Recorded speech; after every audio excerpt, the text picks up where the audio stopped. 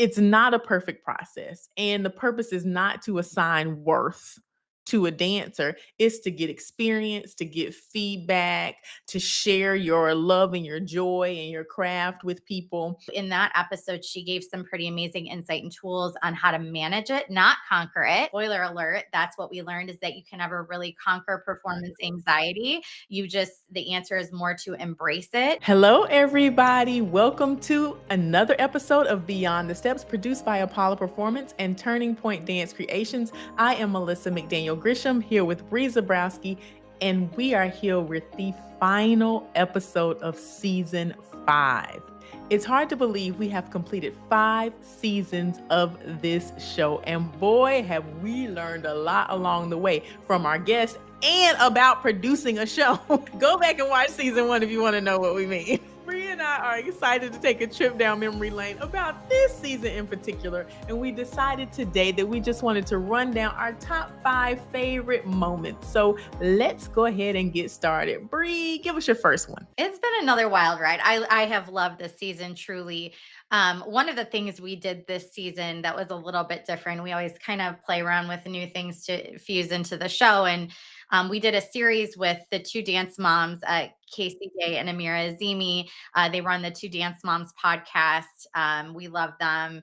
And they're really bringing a parent's perspective to the competitive dance world and normalizing what parents go through, and really being a resource for dance parents who just are doing their best for their kid and they don't really know where to start. And so it's just been really great to see how their show has grown, evolved, and shares sort of the parent perspective with us on our show, which I think is so important as we kind of work to create this collaboration between educator and parent and student for the best possible outcome for that student. But they joined us a couple months ago in a couple episodes we've done with them to talk about the competitive dance world from a parent's perspective. And I thought this one was so important because parents often get held at arm's length in sports activities in general, and are on a need to know basis, whatever that means for the organization. Where I think, like I said earlier, it's actually beneficial for everyone if the parents are looped in and know how to support their child. One of my favorite moments from the How to Dress episode that we did with them, we obviously they talked a lot about Apolla socks and how those are integrated into their kids, or routines from recovery to class to conventions and competition, um, and how we talked even how they fit in with other athletes. So I loved that personally. But also the episode we did with them about keeping up with the Joneses, and how to keep that in check as a parent, that feeling that you need to keep up with those around you, those parents and those kids that are on your team, which really resonated with me on a personal level. Because even though I know all the things from my years of coaching and directing, when it's your own child, you lose your mind. I've talked about this a lot this season because I have kids that are at an age where they're in competitive sports, and man, something gets a hold of you. So I have this whole new level of appreciation from the parent perspective because I'm in it. I'm going through it. So that was, did you get at the same sort of feeling about those episodes? How did you feel about it? Absolutely. I loved when we had them on, and they had us on their podcast as well. So we got to go back and forth with them. And just as a a competitive director at a studio, to sit down and talk with parents was like something that never gets to happen, and talk honestly and openly and be authentic and really like give perspective from a teacher perspective and get theirs from the parent perspective. I learned a lot from them, that hopefully maybe my parents feel that that I learned a lot from them, and I think they learned a lot from us. So I do think that that was a super beneficial collaboration. I hope we can continue that in future seasons. Yeah, they were great. And for those of you that aren't aware, we encourage you guys to give them a follow. They're Two Dance Moms podcast on Insta and Facebook.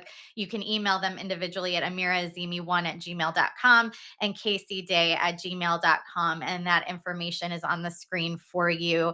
Uh, Melissa, give us your next one. So I am in the competition world, and I absolutely loved talking to Liz Borom and Chris Suchan from Platinum Dance Competition.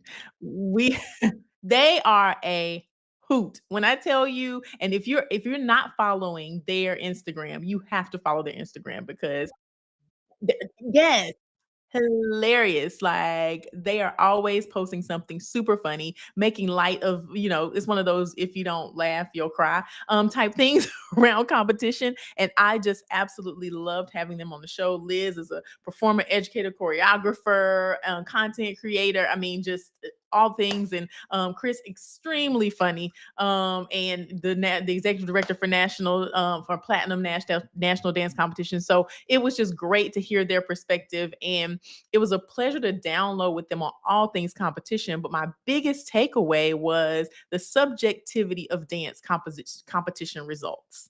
Like it's not a perfect process, and the purpose is not to assign worth to a dancer. It's to get experience, to get feedback, to share your love and your joy and your craft with people. And I think we have lost that. And to hear directors of a competition say, hey, this isn't a perfect process. We know it. Yes, this is what we do, but we don't expect that judges that we hire and the process that we have and the rubric that we have is supposed to make a dancer feel like they're one way or another. It is simply experience, it's simply information, it's input. And you can do whatever you want with it to get the output that you want.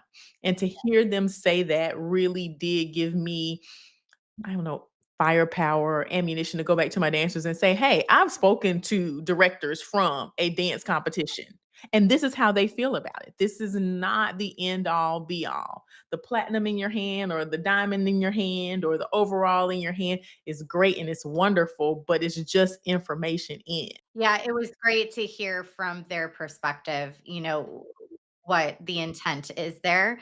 'Cause you don't awfully often get that insight. So I appreciated that episode as well.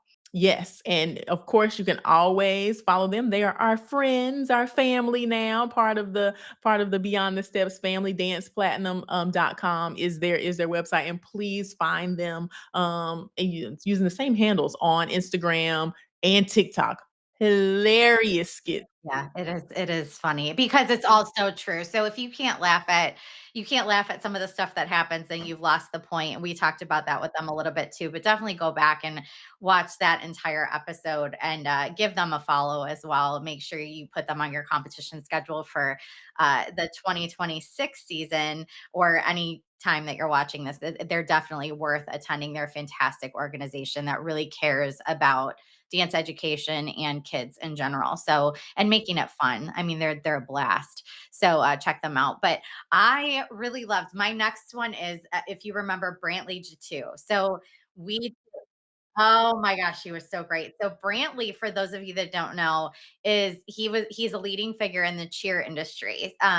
We talk to all different realms of performance athletes on the show, and really anything that we discuss week to week can be applied to any athlete or any sport that you're working within.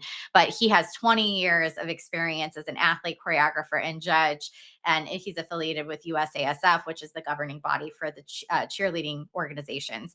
But anyway, his energy and passion for cheer was just infectious.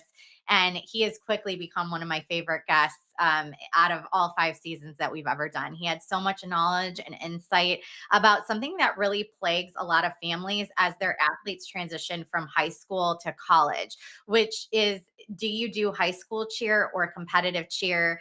To get you to that next goal, that next step, right? Which one is going to get you there faster or get you there, period.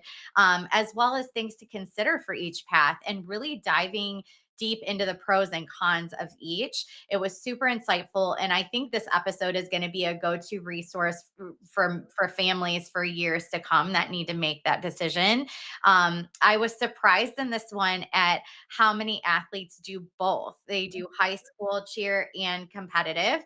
But I also walked away feeling very comfortable that there's a path for everyone and that there really isn't a right or wrong way to do it or approach that decision. Although I highly encourage everyone to listen to the full episode because it is full of things to consider for each path. There are probably things that you haven't thought about or are not aware of.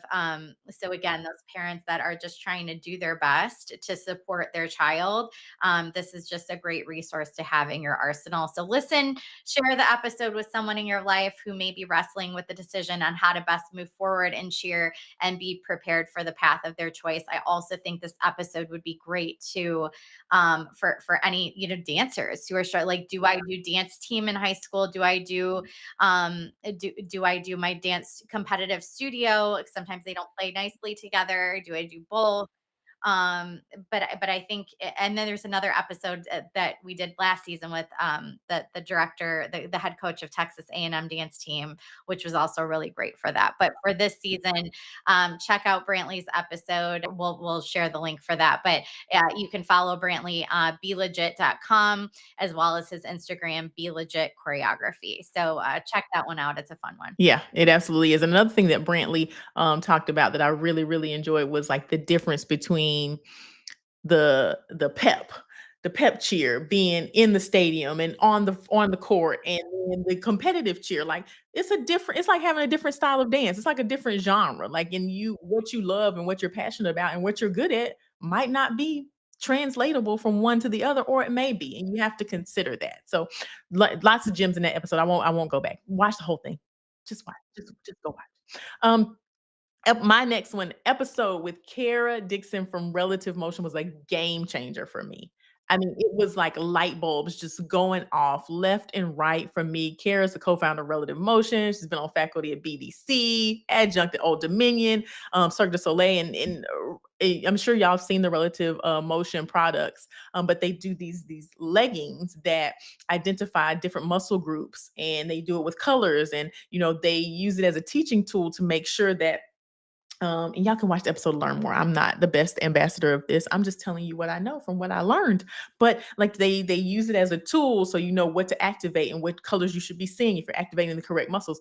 It's a visual tool for dancers to see what muscles should be activated when they're doing certain movements to make sure the right things are working in the body, right? Very technical. It's a technical training tool for sure. Yeah, and I'd seen the products before, but to really hear her talk about how they were used as a tool for guiding technique and the results that she had seen, and the results her and her team had achieved, it was like a light bulb for me as a teacher. Like this makes 100% sense because it equips the student with the tools that they need to be able to master their own learning process. Instead of I'm constantly going, engage this, engage your hamstrings, don't squeeze your quads, rotate at the hip, not at the knee. I'm constantly saying things, but sometimes the connection isn't there. And so for Well, because if you think about it, dancers are such visual people that to have, and when you're constantly talking and repeating the corrections, some kids aren't going to respond well to that because they're not seeing it. So this gives you the opportunity to be able to see it in real time. right. See it in real time and then repeat it. Like even if I give you the correction and I walk away from the bar, you can take a look in the mirror and go, "Oh, wait, I didn't do that this time." And you can really do it without necessarily needing that verbal cue. And it just, I mean, the light bulbs really went off for me. And she also gave so much insight, which Bree, this is your world, around the injury mitigation process and showing how the products, excuse me, and showing how the products can help bridge that gap between, health and injury, and make sure that we are getting less injured throughout the process of learning and training. And the training that they offer, both paid and free as an organization, phenomenal. It just feels like there's no barrier to make sure that you are teaching for artistry, but also for health and safety. So I absolutely love that episode. It was a real game changer for me. You should definitely check them out at relativemotion.com and check out, I mean, the free resources at the very least. And definitely take advantage of some of those paid resources as well. Well, they do so many workshops, they can come to your studio, there's so many ways that you can, and like Melissa said, they have the free training module, so relativemotiondance.com, check them out, and give them a follow on social, they're doing really great things, and like we always say on the Apolla side, look, it's not the only thing you need, but you have a toolkit as a dancer. Make sure you've got your relative motion leggings, make sure you've got your Apolla socks, make sure you've got so many resources at your fingertips to make sure you're protected and supported so you can do what you love longer and stronger. My last one, so I'm going to go to a more recent one with Lauren Ritchie. We love Lauren Ritchie and have had her on pretty consistently since season one. I think every season. For those that don't know Lauren, she's an established mental health skills educator, facilitator, and keynote speaker. She's also the creator and host of the Dance Podcast, which is fabulous. So make sure you listen to that wherever you get your podcasts. This time we talked to her about conquering performance anxiety. And I think this one really hit home for me personally because it's what I struggled with pretty much my entire dance career. And even sometimes now as an adult. And I see my kids have a love hate relationship with it as well. So in that episode, she gave some pretty amazing insight and tools on how to manage it, not conquer it. Spoiler alert, that's what we learned is that you can never really conquer performance anxiety. The answer is more to embrace it and that it's your body doing what it's supposed to do for the situation that you're in. And it's a real thing and it's normal. So performance anxiety doesn't have to be ugly. And when we embrace it as part of our process, we're ultimately more successful, right? So, really just a fantastic episode and on so many levels and can be applied to so many different things in life. So, you can check Lauren out on Instagram at Lauren_M_Ritchie, also on Facebook.com, Ritchie.L, and on Insta at the Dance Podcast as well. So really, really look into that. She's really great too. She's another one like Ashley Mowry, like Relative Motion, where she'll post a lot of really great content that's helpful and resourceful on their Instagram platform. So a lot of great content there to pull from as well and learn from. Yep, absolutely. Those are some great episodes. But that's our top 5 rundown of season 5. I mean, there was every episode we did this year was fantastic. I'm so proud of what we've done and where we've taken the show this year. There's just so many great things to learn from. So really go back and listen to everything. But I'm Bree Zabrowski with Melissa McDaniel Grisham. We want to say thank you to all of the amazing guests who have joined us this season to give us insight, education, and help us all level up in the way we approach our sport. Melissa, as always, friend, I am honored to do this work with you and share this platform with you. It's been so much fun. Yes, absolutely. Me too. Yeah, it's been a blast, and we're excited to do it next season. Thank you, Apolla Performance and Turning Point Dance Creations, for making this show possible. And thank you, all of you out there, for joining us for another episode and another season of Beyond the Steps. You can find all of our episodes on YouTube and Facebook at Apolla Performance and TP Dance Creations, seasons 1 through 5. Everything is there. So be sure to subscribe, like, comment, and share. Ignore the production value in some of those earlier seasons, but the content is gold. Take some time this summer, throw on some headphones and give us a listen. I promise you won't regret it. And share with somebody in your life that could benefit from it as well. We'll be back for season 6, I'm sure, with a whole new look and feel. We're using 2 hands now. We're only using 1 hand before. Now we're using 2 hands. So be sure to join us in the fall. And until next time, we hope you continue your journey beyond the steps. Everybody have a wonderful week.